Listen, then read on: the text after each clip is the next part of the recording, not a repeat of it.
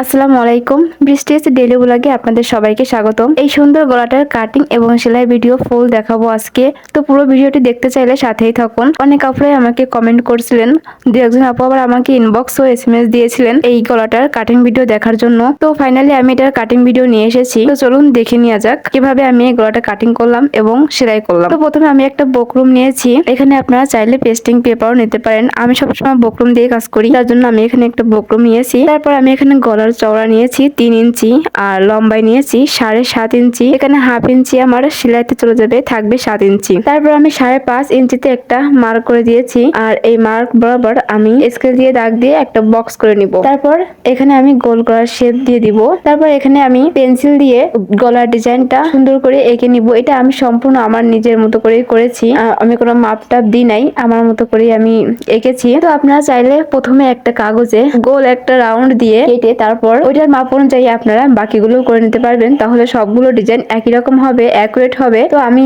আমার হাতের আন্দাজেই করেছি, সবসময় আমি আমার হাতের আন্দাজেই করে থাকি। তো যাই হোক, এই যে হয়ে গেছে।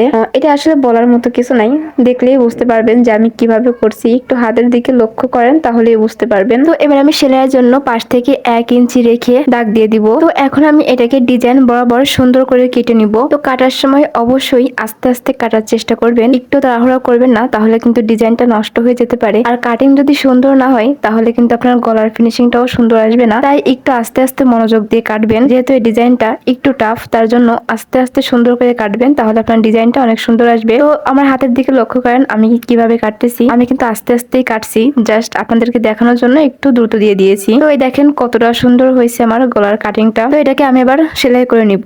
তো তার জন্য আমি একটা কাপড়ের উপর রেখেছি, রাখার পরে আমি এখানে চারপাশ থেকে পিন দিয়ে আটকে নিব, যাতে আমার এটা সরে না যায় আর সেলাই করতে সুবিধা হয়। তো এখন আমি মেশিন দিয়ে আর একটু ভালোভাবে আটকে নিব, যাতে কামিজের উপর রেখে সেলাই করতে গেলে কোথাও থেকে সরে না যায়, সেলাইটা যেন ভালোভাবে বসে। তার জন্য আমি এখানে আলাদা একটা সেলাই দিয়ে নিলাম। এখন আমি পাশ থেকে বাড়তি কাপড়টা কেটে নিব। তারপর এই হাফ ইঞ্চি কাপড় রেখেছি, এটা মুড়িয়ে সেলাই দিয়ে নিব পুরোটা। এই তো এই যে হয়ে গেছে। এখন আমি এটাকে কামিজের উপর বসিয়ে নিব, নিয়ে চারপাশ থেকে আমি পিন দিয়ে আটকে নিব। তো পিন দিয়ে আটকে নিলে সেলাই করতে অনেক সুবিধা হয়। তো আপনারা চাইলে মাঝখান দিয়ে সেলাই দিয়েও নিতে পারেন, আমি সবসময় পিন দিয়ে আটকে নিই। তো তার জন্য আমি এখানে পিন দিয়ে আটকে নিব আগে। তারপর আমি আস্তে আস্তে সেলাই দিয়ে নিব। সেলাই দেওয়ার সময় একটু সাবধানে সেলাই করবেন, যেহেতু ডিজাইনটা যেন সুন্দরভাবে ফুটে ওঠে তার চেষ্টা করবেন। তো আমি এখানে আস্তে আস্তে সেলাই দিয়ে নিব। তো এটা সেলাই করতে একটু টাইম লাগে, কারণ তাড়াহুড়া করে সেলাই করা যায় না।